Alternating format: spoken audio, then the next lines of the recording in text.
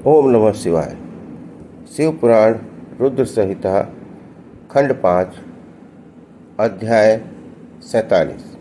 नंदीश्वर द्वारा शुक्राचार्य का अपहरण और शिव द्वारा उनका निगला जाना। 100 वर्षों के बाद शुक्र का शिवलिंग के रास्ते बाहर निकलना। शिव द्वारा उनका शुक्र नाम रखा जाना। शुक्र द्वारा जपे गए मृत्युंजय मंत्र और शिव स्तोत्र सतनाम स्तोत्र का वर्णन। शिव द्वारा अंधक को वर प्रदान करना। व्यास जी ने पूछा, महाबुद्धिमान सनत कुमार जी, जब वह महान भयंकर एवं रोमांचकारी संग्राम चल रहा था, उस समय त्रिपुरारी शंकर ने दैत्य गुरु विद्वान शुक्राचार्य को निगल लिया था। यह घटना मैंने संक्षेप में ही सुनी थी।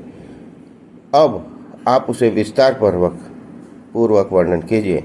पिनाकधारी शिव ने शिव के उदर में जाकर उन महायोगी शुक्राचार्य ने क्या किया था? शंभु की जठराग्नि उन्हें जलाया क्यों नहीं? भृगुनंदन बुद्धिमान शुक्र भी तो कल्पांतकालीन अग्नि के समान उग्र तेजस्वी थे। वे सब शंभु के जठर पंजर से कैसे निकले? उन्होंने कैसे और कितने काल तक आराधना की थी? तात, उन्हें तो मृत्यु का शमन करने वाली पराविद्या प्राप्त हुई थी। वह विद्या कौन सी थी जिससे मृत्यु का निवारण हो जाता है? मुने, लीलाधारी देवाधिदेव भगवान शंकर ने त्रिशूल से छूटे हुए अंधक को गणाध्यक्ष की प्राप्ति कैसे हुई? तात, मुझे शिवली लीला मृत श्रवण करने की विशेष लालसा है, अतः आप मुझ पर कृपा करके वह सारा वृत्तांत पूर्ण रूप से वर्णन कीजिए। ब्रह्मा जी कहते हैं, अमित तेजस्वी व्यास जी ने इन वचनों को सुनकर सनत कुमार शिव जी के चरण कमलों का स्मरण करके सनत कुमार जी कहने लगे, भगवान शंकर के प्रथमों की जब अत्यंत विजय होने लगी, तब अंधक घबराकर शुक्राचार्य के शरण में गया और उसने गिड़गिड़ाकर मृत संजीवनी विद्या के द्वारा मरे हुए असुरों को जीवित करने की प्रार्थना की। इस पर शुक्राचार्य ने शरणागत धर्म की रक्षा करना उचित समझा। फिर तो वे युद्ध स्थल में गए और आदरपूर्वक विद्या के स्वामी शंकर का स्मरण करके एक एक दैत्य पर मृत संजीवनी विद्या का प्रयोग करने लगे। उस विद्या का प्रयोग होते ही वे सभी दैत्य और दानव फिर एक साथ ही हथियार लिए हुए इस प्रकार खड़े हो गए मानो वे सोकर उठे हों। जैसे पूर्णतया अभ्यस्त किया हुआ वेद समर भूमियों में बादल, श्रद्धापूर्वक ब्राह्मणों को दिया हुआ धन आपत्ति के समय तुरंत प्रकट हो जाता है, उसी प्रकार वे उठ खड़े हुए। शुक्राचार्य के संजीवनी प्रयोग से जब बड़े बड़े दानव जीवित होकर प्रथमों को बुरी तरह मारने लगे, तब प्रथमों ने जाकर परमेश्वर शिव को यह समाचार सुनाया। तब शिव जी ने कहा, नंदिन, तुम अभी तुरंत ही जाओ और दैत्यों के बीच से द्विज श्री शुक्राचार्य को उसी प्रकार उठा कर लाओ जैसे बाज लावा को उठा ले जाता है। सनत कुमार जी कहते हैं, महर्षि वृषभध्वज ने के यूं कहने पर नंदी सांड के समान बड़े जोर से गरजे और तुरंत ही सेना को लाकर उस स्थान पर जा पहुँचे जहाँ भृगुवंश के दीपक शुक्राचार्य विराजमान थे। वहाँ समस्त दैत्य हाथों में पास खड़ग, वृक्ष, पत्थर और पर्वत खंड लिए हुए उनकी रक्षा कर रहे थे। यह देखकर बलशाली नंदी ने उन दैत्यों को विक्षुब्ध करके शुक्राचार्य का उसी प्रकार अपहरण कर लिया जैसे सर्व हाथियों को उठा ले जाता है। महाबली नंदी द्वारा पकड़े जाने पर शुक्राचार्य के वस्त्र खिसक गए और आभूषण गिरने लगे और केस खुल गए। तब देव शत्रु दानव उन्हें छुड़ाने के लिए सिंहनाद करते हुए नंदी के पीछे दौड़े और जैसे मेघ जल की वर्षा करते हैं, उसे नंदीश्वर पर वज्र, त्रिशूल, तलवार, फरसा, परेठी, गोफन आदि अस्त्रों की उग्र वृष्टि करने लगे।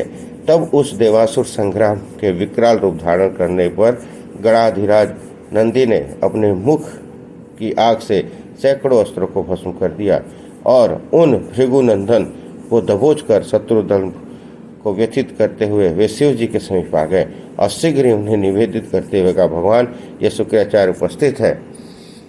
तब भूतनाथ देवाधिदेव शंकर ने पवित्र पुरुष द्वारा प्रदान किए हुए उपहार की भांति शुक्राचार्य को पकड़ लिया और बिना कुछ कहे उसे पल में ही मुख में डाल लिया। उस समय समस्त असुर उच्च स्वर से हाहाकार करने लगे। व्यास जी, जब गिरिजेश्वर ने शुक्राचार्य को निगल लिया, तब दैत्यों की विजयी सेना की आशा जाती रही। उसमें उनकी दुर्दशा सूंड रहित गजराज, सिंहहीन सांड, मस्तक विहीन देह अध्ययन रहित ब्राह्मण, उद्यमहीन प्राणी, भाग्यहीन के उद्यम, पति रहित स्त्री, फल वर्जित बाण, पुण्यहीनों की आयु, व्रत रहित वेदाध्ययन एकमात्र वैभव शक्ति के बिना निष्फल हुए। कर्म समूह सूरताहीन क्षत्रिय और सत्य के बिना धर्म समुदाय की भांति शोचनीय हो गई। दैत्यों का सारा उत्साह जाता रहा। तब अंधक ने महान दुख प्रकट करते हुए अपने सूरवीरों को बहुत उत्साहित किया और कहा, वीरों, जो रणांगन छोड़कर भाग जाते हैं उनकी ख्याति अब यश रूपी कलिमा से मलिन हो जाती है और उन्हें इस लोक में तथा परलोक में कहीं भी सुख नहीं मिलता। यदि पुनर्जन्मी रूपी मलका का अपहरण करने वाले धरा तीर्थ रण तीर्थ में आह्वान कर लिया जाए तो वह अन्य तीर्थों के स्थान, दान और तप की क्या आवश्यकता है। अर्थात इसका फल रणभूमियों में प्राण त्याग करने से ही प्राप्त हो जाता है। दैत्यराज के इन वचनों को पूर्ण रूप से धारण करके वे दैत्य और दानव रणभेरी बजाकर रणभूमि में प्रथम गणों पर टूट पड़े और उन्हें मथने लगे तथा बाण, सांग, वज्र, चरे कठोर पत्थर, भुसुंडी, भिंडीपाल, शक्ति, भाले, फरसे, खटवांग, पटीस, त्रिशूल, लकुट और मुसलों द्वारा परस्पर प्रहार करते हुए भयंकर मारकाट मचाने लगे। इस प्रकार अत्यंत घमासान युद्ध हुआ।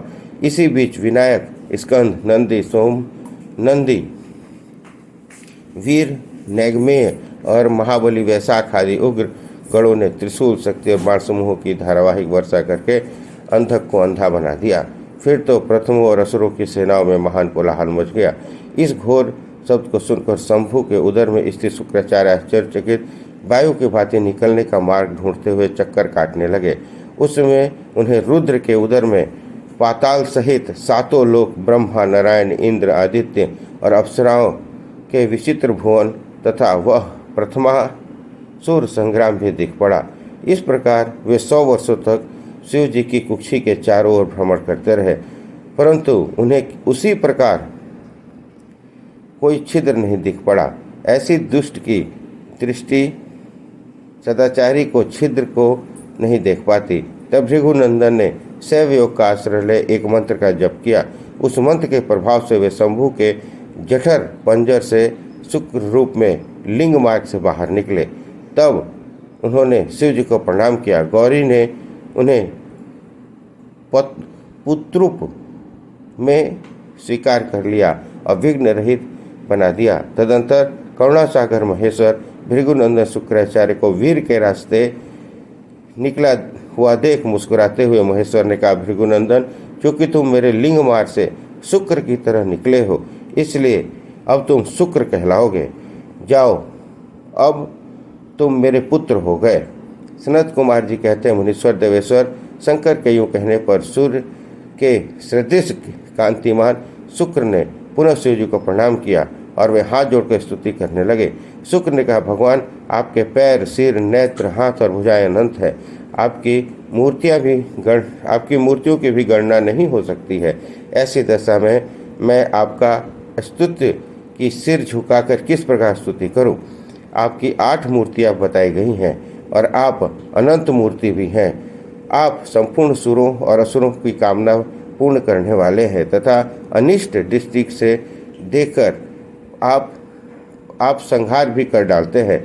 ऐसे स्तवन के योग्य आपकी मैं किस प्रकार स्तुति करूं? सनत कुमार जी कहते हैं, उन्हें इस प्रकार शुक्र ने शिव जी की स्तुति करके उन्हें नमस्कार किया और उनकी आज्ञा से वो पुनः दानवों की सेना में प्रविष्ट हुए। ठीक उसी तरह जैसे चंद्रमा मेघों की घटा में प्रवेश करते हैं। व्यास जी इस प्रकार रणभूमि में शंकर के जिस तरह शुक्र को निगल लिया था वह वृत्तांत मैंने तुम्हें सुनाया। अब शंभु के उदर में शुक्र ने जिस मंत्र का जप किया था उसका वर्णन सुनो। महर्षि, वह मंत्र इस प्रकार है।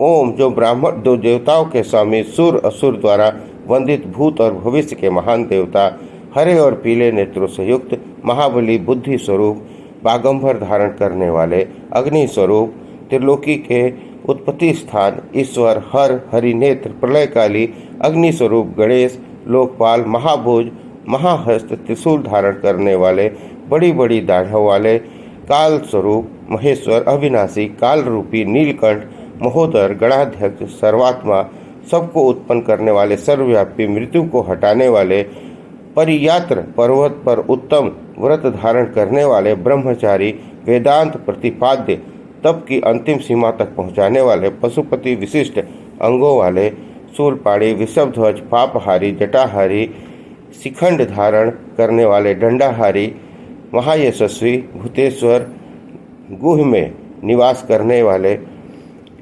वीणा और पणों पर ताल लगाने वाले, अमर, दर्शनीय, बाल सूर्य सरीखे रूप वाले, शमशानवासी, ऐश्वर्यशाली, उमापति, शत्रु दमन, भग के नेत्रों को नष्ट करने वाले, पूषा के दांतों के विनाशक, क्रूरतापूर्वक संहार करने वाले, पासधारी, प्रलयकाल रूप, उल्कामुख, अग्नि केतु, मननशील, प्रकाशमान, प्रजापति, ऊपर उठाने वाले, जीवों को उत्पन्न करने वाले, तुरीय तत्स्वरूप, लोकों में सर्वश्रेष्ठ, वामदेव, वाणी की चतुरता रूप, वाम मार्ग में भिक्षु रूप, भिक्षुक, जटाधारी, जटिल, दुराध्याय, इंद्र के हाथों को स्तंभित करने वाले, वसुओं को विजड़ित कर देने वाले, इसी श्रेष्ठ मंत्र को जप करके शुक्र शंभु के जटर पिंजर के से लिंग के रास्ते उत्कृष्ट वीर की तरह निकले थे।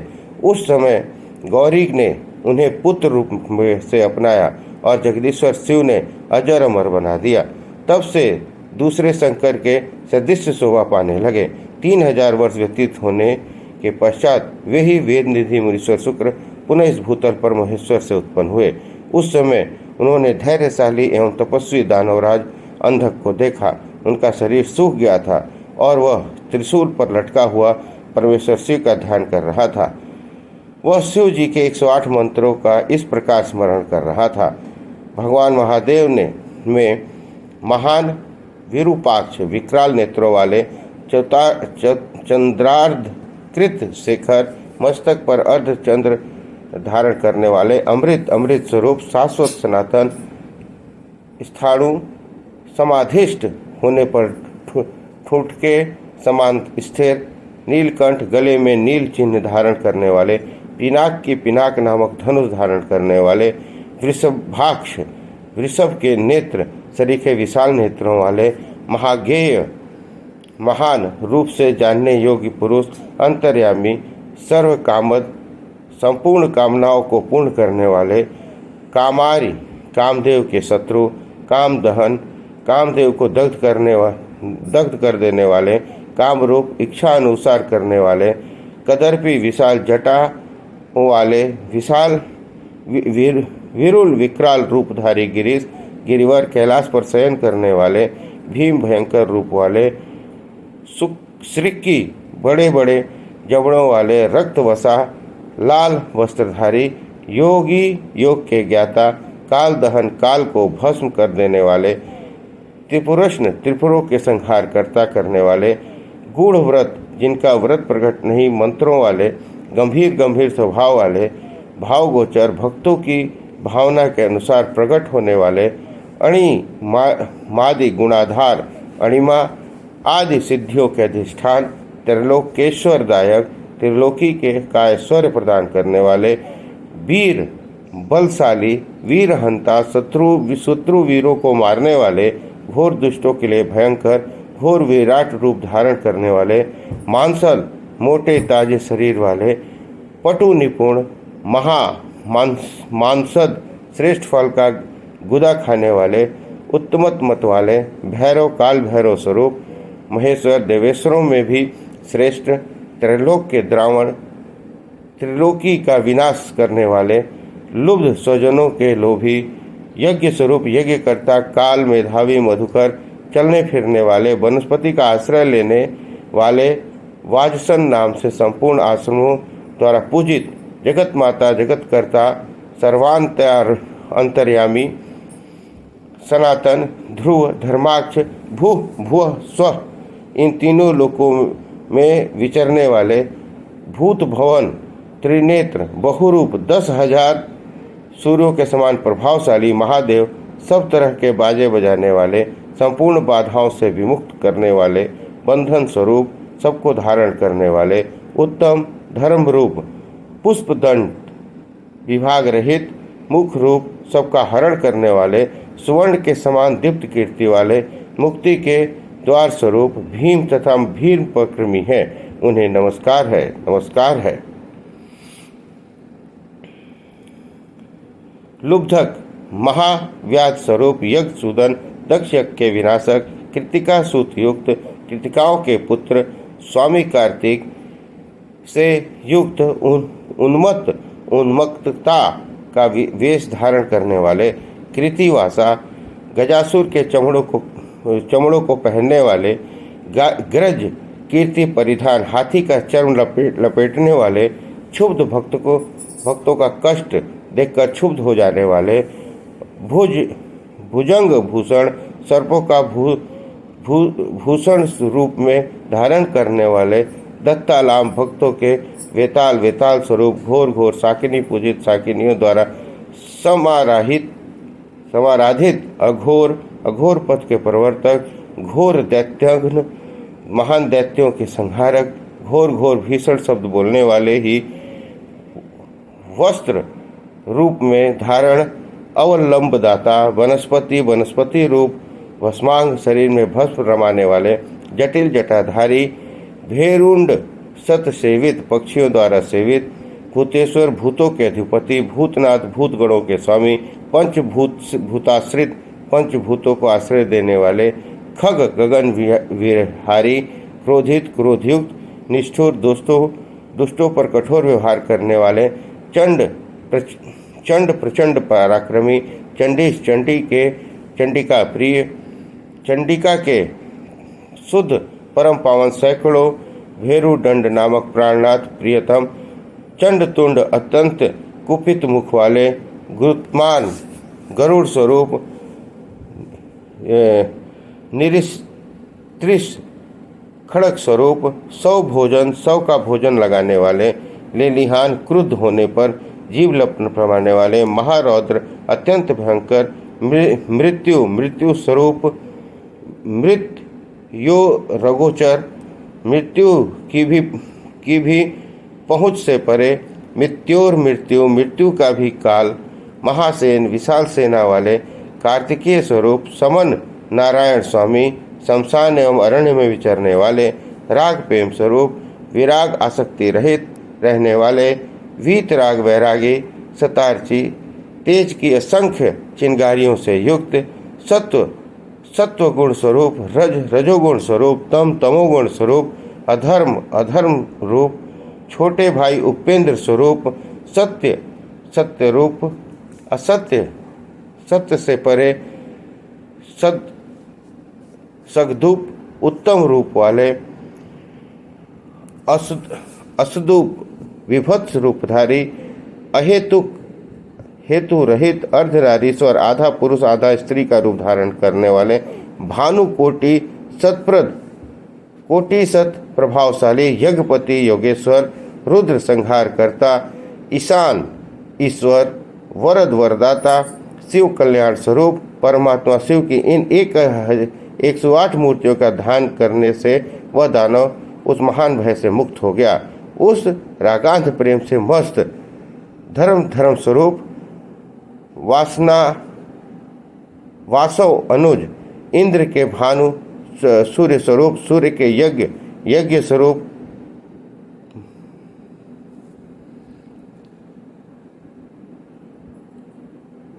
यज्ञ स्वरूप समय प्रसन्न हुए जटाधारी शंकर ने उसे मुक्त करके उस त्रिशूल के अग्र भाग से उतार दिया और दिव्य मूर्ति के अमृत वर्षा अभिषिक्त कर दिया। तत्पश्चात महात्मा महेश्वर उसने जो कुछ किया उस सब का सांत्वना पूर्वक वर्णन करते हुए उस महान दैत्य अंधक से बोले। ईश्वर ने कहा, हे दैत्येंद्र, मैं तेरे इंद्रिय निग्रह, नियम, शौर्य और धैर्य से प्रसन्न हो गया हूँ। अतः सुव्रत, अब तू कोई वर मांग ले। दैत्यों के राजाधिराज तूने निरंतर मेरी आराधना की है, इससे तेरा सारा कलमश धुल गया है और अब तू वर पाने योग्य हो गया है। इसलिए मैं तुझे वर देने के लिए आया हूँ, क्योंकि 3000 वर्षों तक बिना खाए पिए प्राण धारण किए रहने से तूने जो पुण्य कमाया है उसके फलस्वरूप तुझे सुख की प्राप्ति होनी चाहिए।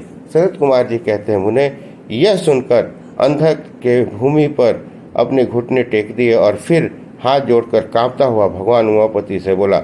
अंधक ने कहा, भगवान आपकी महिमा जाने बिना मैंने पहले रणांगन में हर्ष गद वाणी से आपको जो दीनहीन और नीच से नीच कहा है और मूर्खतावश लोक में जो जो निंदित कर्म किया है, प्रभु उस सबको आप अपने मन में स्थान न दें, अर्थात उसे भूल जाए। महादेव, मैं अत्यंत ओछा और दुखी हूँ। मैंने काम दोषवश पार्वती के विषय में जो भी दूषित भावना कर ली थी उसे आप क्षमा कर दे। आपको तो अपने कृपण, दुखी एवं दीन भक्त पर सदा विशेष दया करनी चाहिए। मैं उसी तरह का एक दीन भक्त हूँ, आपकी शरण में आया हूँ। देखिए, मैंने आपके सामने अंजलि बांध रखी है, अब आपको मेरी रक्षा करनी चाहिए। ये जगत जननी पार्वती देवी भी मुझ पर प्रसन्न हो जाए और सारे क्रोध को त्याग कर मुझे कृपा दृष्टि से देखें। चंद्रशेखर, कहाँ तो इनका भयंकर क्रोध और कहाँ मैं तुच्छ दैत्य चंद्रमौली में किसी प्रकार उसको सहन नहीं कर सकता संभव। कहाँ तो परम उदार आप और कहाँ बुढ़ापा, मृत्यु और काम क्रोध आदि दोषों के वशीभूत मैं। महेश्वर, आपके ये युद्ध कला निपुण महाबली वीर पुत्र मेरी कृपणता पर विचार करके अब क्रोध के वशीभूत मत हो। तुषारहार, चंद्र किरण, शंख, कंद पुष्प और चंद्रमा के से वर्ण वाले शिव, मैं इन पार्वती को गुरुता के गौरववश नित्य मातृ दृष्टि से देखूं। मैं नित्य आप दोनों का भक्त बना रहूं। देवताओं के साथ होने वाले मेरा वैर दूर हो जाए तथा मैं शांत चित्त हो योग चिंतन करता हुआ गणों के साथ निवास करूं। महेशान, आपकी कृपा से मैं उत्पन्न हुए इस विरोधी दानव भाव का पुनः कभी स्मरण न करूं। यही उत्तम वर मुझे प्रदान कीजिए। सनत कुमार जी कहते हैं, मुनि सतम, इसकी बात कहकर वह दैत्यराज माता पार्वती की ओर देखकर नियन शंकर का ध्यान करता हुआ मौन हो गया। तब रुद्र ने उसके ऊपर कृपा दृष्टि से देखा। उसकी दृष्टि पड़ते ही उसे अपने पूर्व वृत्तांत का अद्भुत जन्म का स्मरण हो आया। इस घटना का स्मरण होते ही उसका मनोरथ पूर्ण हो गया। फिर तो माता पिता उमा महेश्वर को प्रणाम करके वह कृत हो गया। उसमें पार्वती तथा बुद्धिमान शंकर ने उसका मस्तक सूंघकर प्यार किया। इस प्रकार अंधक के प्रश्न पर चंद्रशेखर से अपना सारा मनोरथ प्राप्त किया। उन्हें महादेव जी की कृपा से अंधक को जिस प्रकार परम सुखद गणाध्यक्ष प्राप्त हुआ था वह सारा का सारा पुरातन वृत्तांत मैंने सुना दिया है और मृत्युंजय मंत्र का भी वर्णन कर दिया है। यह मंत्र मृत्यु का विनाशक और संपूर्ण कामनाओं का फल देने वाला है। इसे प्रयत्न पूर्वक जपना चाहिए। इस प्रकार शिव पुराण रुद्र संहिता खंड 5 अध्याय 47 से 49 समाप्त हुआ। बोलिए हर हर महादेव।